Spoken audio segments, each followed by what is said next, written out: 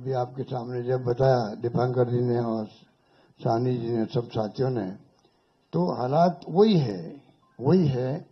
किसान हो, मजदूर हो, आम आदमी हो, छात्र हो, युवा हो, चिंता लगी हुई है रोजगार की उसको। और जब हम लोग देखते हैं, पूछते हैं, तो लोग बदलाव चाहते हैं। खड़गे साहब ने, राहुल गांधी जी ने, सबने भी असेसमेंट करवाया। सब लोग देखते हैं कि बिहार में किस रूप में जनता का एक मनोबल बना हुआ है, विश्वास बना हुआ है, इस बार बदलाव होगा। राहुल जी की यात्रा हुई, तेजस्वी जी साथ थे, दीपांकर जी साथ थे, और सब साथी साथ थे। जिस प्रकार पब्लिक ने रेस्पॉन्स दिया, पूरे देश ने देखा उसको, पूरे देश ने देखा। इन हालातों में हम लोग चल रहे हैं। बहुत एक चुनौती हमारे सामने, क्योंकि वो शक्तियां वो है जिनका एक मुखौटा है खाली डेमोक्रेसी का, कोई यकीन नहीं है डेमोक्रेसी के अंदर उनका। ये मैं आपको क्या कहूं, आप खुद जानते हैं। मुखौटा पहन रखा है, ऐसे लोग शासन करें देश के अंदर। चिंता होना स्वाभाविक है हम सबको। इसलिए मैं कहना चाहूंगा कि इस मौके पर जो है, इस मौके पर अभी दीपांकर जी कह रहे थे कि पिछला चुनाव भी जो है, अभी तो इंडिया गठबंधन बन गया प्रदेश भर के अंदर, अच्छी परफॉर्मेंस दी है पार्लियामेंट के अंदर। कोई कम बात नहीं थी, 240 पे लाके छोड़ दिया उन लोगों को, 400 पार के नारे लगा रहे थे वो लोग। सब कुछ देख लिया देश ने, और फाउल नहीं खेलते तो हो सकता है सरकार भी उनकी नहीं बनती। उन हालातों में जब देखते हैं तो पाते हैं कि अब लोग समझ गए हैं, पिछला गठबंधन आपका लोकल था, महागठबंधन। तेजस्वी जी ने उस वक्त में भी कमाल किया, और जिस रूप में मामूली वोटों के अंतर से सरकार उनकी बन गई, मामूली वोटों के अंतर से बन गई सरकार उनकी थी। जिस प्रकार से साम दाम दंड भेद, ये उनका भाव है। बदले की भावना उनके फितरत के अंदर है। ऐसे लोग बैठे हुए हैं। धन बल का कोई कमी नहीं है। आपका जो इलेक्टोरल बॉन्ड, वो तो एक एग्जाम्पल है। सुप्रीम कोर्ट ने कहा अनकॉन्स्टिट्यूशनल है ये। इतने कैसे काम चलेगा?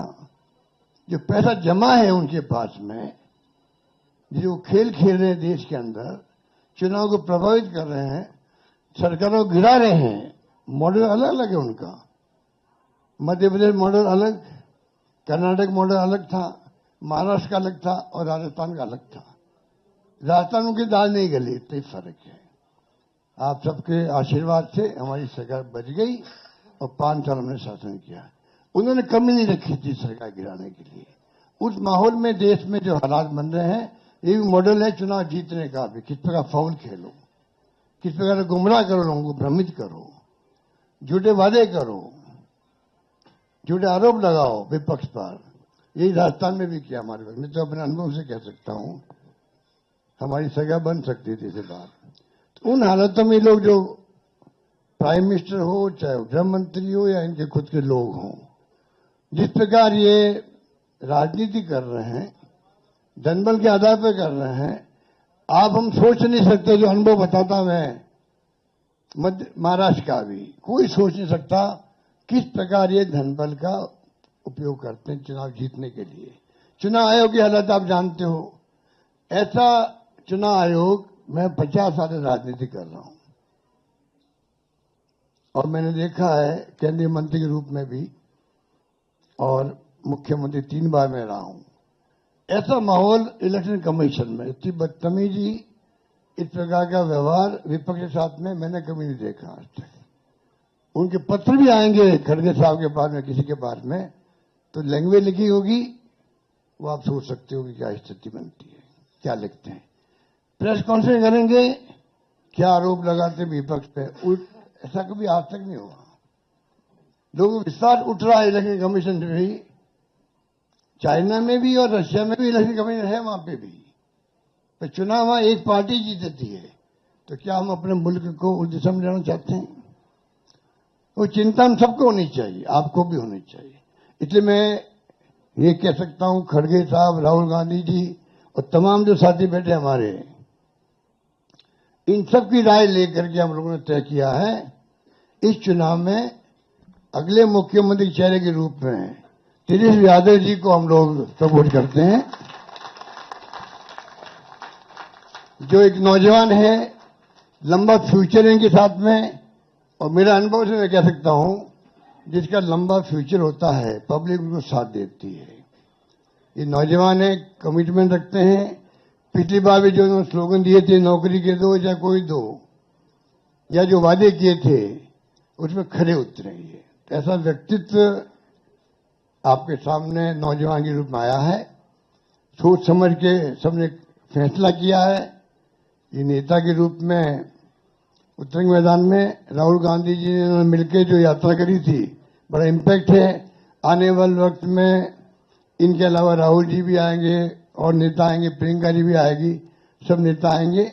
और हम सब जो बैठे स्टेज पर, सब मिलकर संकल्प किए हुए हैं कि जो हालात देश के हैं, देश हित के अंदर और देश चाहता है उसके अनुसार हम चाहेंगे कि बिहार में ये जो लंबे समय तक नीतीश कुमार जी रहे हैं सत्ता में, अब कुछ कर नहीं पा रहे। अब तो हम पूछना चाहते हैं अमित शाह जी से, इनकी पार्टी के अध्यक्ष जी से, क्या पता ही हमारा नेता तो हो गया तेजस्वी यादव, आपका नेता कौन है बता दीजिए।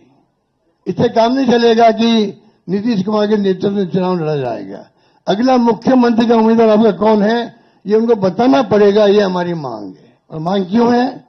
इसलिए है, आपने देखा महाराष्ट्र के अंदर जो शिंदे थे वो मुख्यमंत्री तत्कालीन, इन नेताओं ने कहा शिंदे के लीडरशिप में चुनाव लड़ा जाएगा। मैसेज दिया गया ये मुख्यमंत्री बनेंगे और बाद में मुख्यमंत्री बना दिया और किसी को।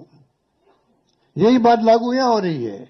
अमित शाह जी आए, कह के चले गए हम चुनाव के बाद में तय करेंगे मुख्यमंत्री कौन बनेगा हमारा, पर नीतीश कुमार के नेतृत्व में चुनाव लड़ा जाएगा। तो महाराष्ट्र का एग्जाम्पल सबके सामने है।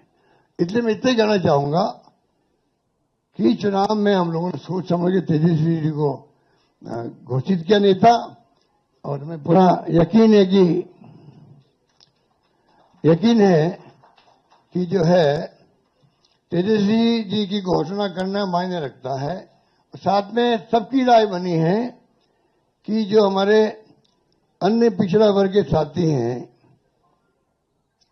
मुकेश सहनी जी, जिनको आप सब जानते हैं, मुकेश सहनी जी, जो एक संघर्ष करते हुए यहां तक पहुंचे हैं, अपनी पार्टी बनाई है, अपनी अकल होशियारी से, अपनी मेहनत से बनाई है, गरीबों के मसीहा के रूप में, अपनी कौम के मसीहा के रूप में उभर के आए हैं। ऐसे नौजवान को हमने तय किया है वो उप मुख्यमंत्री होंगे। साथ में इसके साथ में जो आपके यहाँ बहुत सारे समाज भी हैं, सामाजिक इक्वेशन अलग तरह की है, तो जो अन्य सामाजिक वर्गों के लोग हैं उनमें से मुख्यमंत्री और बनाए जाएंगे, उप मुख्यमंत्री और बनाए जाएंगे। यही बात कह के मैं अपनी बात समाप्त करता हूं। धन्यवाद। अगर आप ये वीडियो YouTube पर देख रहे हैं तो हमारे चैनल को सब्सक्राइब कर बेल आइकन दबाएं, और Facebook पर देख रहे हैं तो हमारे पेज को लाइक करें।